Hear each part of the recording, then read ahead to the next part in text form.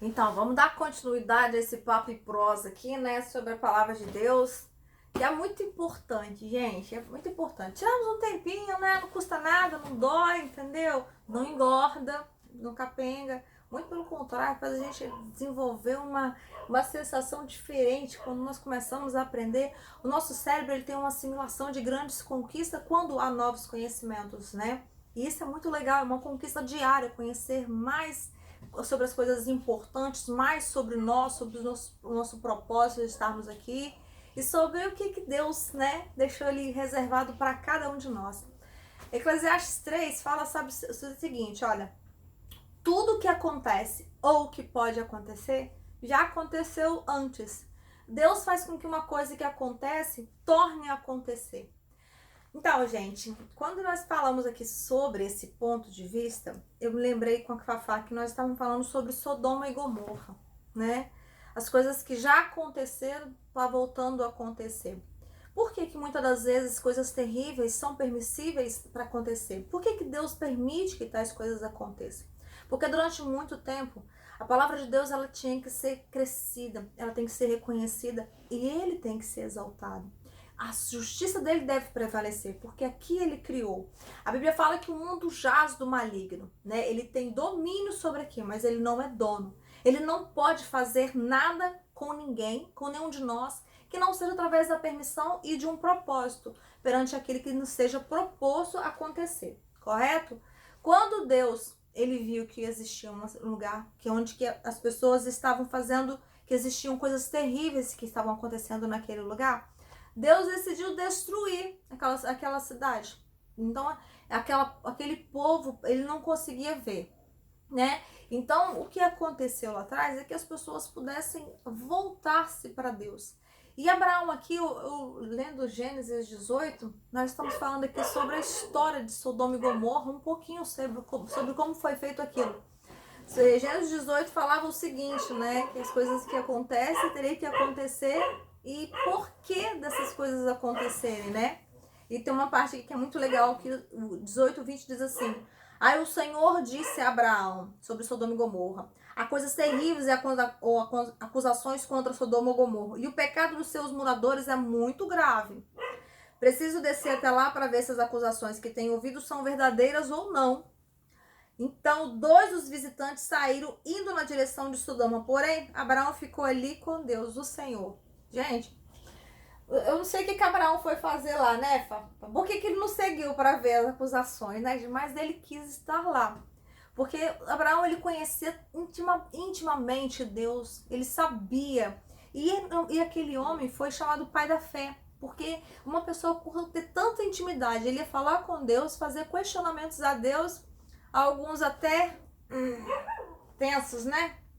Perguntando as coisas para Deus, mas ele conhecia o caráter de Deus e ele como viu, né, que o amor de Deus era soberano, era tremendo, ele começou a questionar sobre o que estava acontecendo, se essas acusações e que Deus ia destruir aquilo e que se havia injustiça de Deus, né? Porque ele ficou preocupado se existiam pessoas boas lá, mas também tinha o primo dele, Ló, o sobrinho dele, ó que fúria, meu Deus do céu, eu tô mudando até o parentesco de Abraão. E o que ele queria estar lá? Só que o sobrinho dele estava lá. E esses dois visitantes foram nessa cidade para poder ver se as acusações procediam, mas sabia que procedia. Deus é todas as coisas, né? Mas ali ele estava conhecendo o caráter de Abraão. Abraão virou para Deus e falou assim, entendeu? Olha o que Abraão fez. Fala, Fafá, e lê essa parte aqui, Fafá, o 23, Fafá, olha que loucura. Abraão chegou um pouco mais perto e perguntou: será que vais destruir os bons junto com os maus? Vai. Talvez haja 50 pessoas direitas na cidade. Nesse caso, vai destruir a cidade? Então, Deus ele olhava ali que existia, né, que um homem que estava questionando ali, porque ele sabia que Deus é bom, mas ele não estava testando a bondade de Deus. Ele só estava tentando entender por que tantas pessoas iam ser destruídas, né? Se houve oportunidade de serem mudadas ali, né? Ele se preocupou. Eu acredito que o coração de Abraão era um coração muito íntegro e muito bom, né? Para se preocupar com o próximo assim. Porém, olha só, aí ele falou com Deus: não é possível que mate os bons junto com os maus, como se todos tivessem cometido o mesmo pecado. Não faça isso. Tu és o juiz do mundo inteiro e por isso agirá com justiça. No mesmo tempo que ele pediu o clamor a Abraão, ele falou assim: eu sei que agirás com justiça. Mas Abraão é um pouco tupetudo, né? Ele fala que Deus é com justiça, mas ele pegou, né, uma ansiedade para poder escutar de novo Deus falando, gente. Que ansiedade, coitado desse homem, gente. Deve ter sofrido muito naquela época, né? Mas também, né, foi pai com 100 anos, né, gente? Não tinha como, né? A pessoa recebeu a promessa, vai receber lá com 100 anos, gente. Tava nem de... A idade tava capengadinha do Abraão. Eu entendo ele, sabe? Eu entendo, né, amiga? Mas a circulação sanguínea antigamente era melhor, né? As explosões neurológicas pelo Abraão. A gente hoje duvido que um homem com 100 anos, com 40 já não tá fazendo. Então, por isso que ele é chamado pai da fé, né, gente? Que é muita fé. Mas assim, no lapso de ansiedade, né? Vamos dizer que ele queria ouvir Deus confirmar de novo. Marco, meu Deus, mas é muito curioso. Aí Deus, ele falou, né? Senhor Deus respondeu: se eu achar 50 pessoas direitas em Sodoma, perdoarei a cidade inteira por causa delas. Só que Deus falou, né? Se eu achar.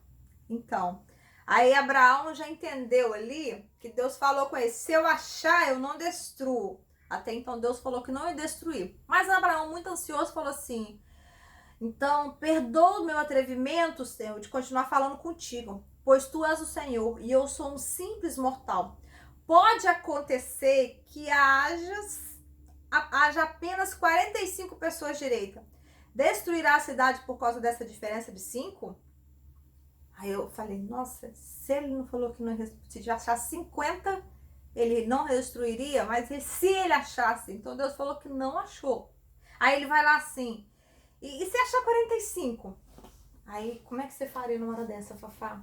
Se você fosse questionado por uma coisa assim. Misericórdia. Como é que você ia falar com Abraão?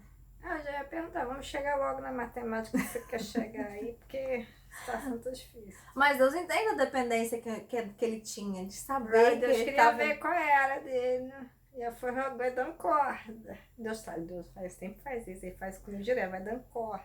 Mas você vê que Deus não perde a paciência, gente. Nós perdemos a paciência. Deus não, gente. Que bonitinho, né?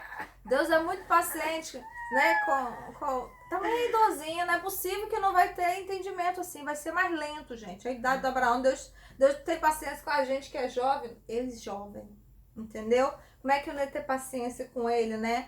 Aí Deus respondeu: se eu achar 45, não destruirei a cidade. Abraão continuou: e se houver somente 40 os bons? Por amor a esses 40, não destruiria a cidade. Deus respondeu: nossa, coitado do Senhor Jesus. Abraão disse: não fique zangado comigo. Nossa, se fosse um homem, a gente imagina. Não fique zangado comigo, Senhor, por eu continuar a falar. E se houver só 30? Deus respondeu: se houver 30, eu perdoarei a cidade. Se houver... Abraão tornou a insistir: estou sendo atrevido. Claro que está sendo atrevido. Dá uma biblada na cabeça de Abraão. Não fique zangado comigo, Senhor, pois essa é a última vez que eu vou falar. E se houver só 10? Por causa desses 10 não destruirei a cidade. Deus respondeu. Quando o Senhor Deus acabou de falar, ele foi embora e Abraão voltou para casa. Coitado, Abraão fez tanta pergunta para Deus e Deus falou assim: eu vou destruir a cidade. Entendeu? Porque as pessoas não se arrependeram ali, porque não existia bom. E por causa, às vezes, de 1 ou 2 justos, Deus ele livra toda uma pestilência, toda uma coisa terrível que possa acontecer. E é isso que nós temos que entender diante de todos os acontecimentos. Enquanto muitos estão buscando, muitos ainda estão dispersos no seu chamado, não querem desenvolver as coisas que são de Deus, não pratica a justiça de Deus. Mas assim, né? O bom vai prevalecer, os bons viverão o melhor dessa terra, mas os injustos sofrerão. E a Bíblia fala, né, que nunca vi um justo nem a sua descendência mendigar o pão. Por isso, por falta de conhecimento, de entendimento sobre as coisas que são pertinentes ao reino de Deus, muitos padecem, muitos sofrem, porque não resistem à soberba e vivem fazendo sempre as mesmas coisas. E o resultado do pecado é um fracasso inesperado. Beijo, gente!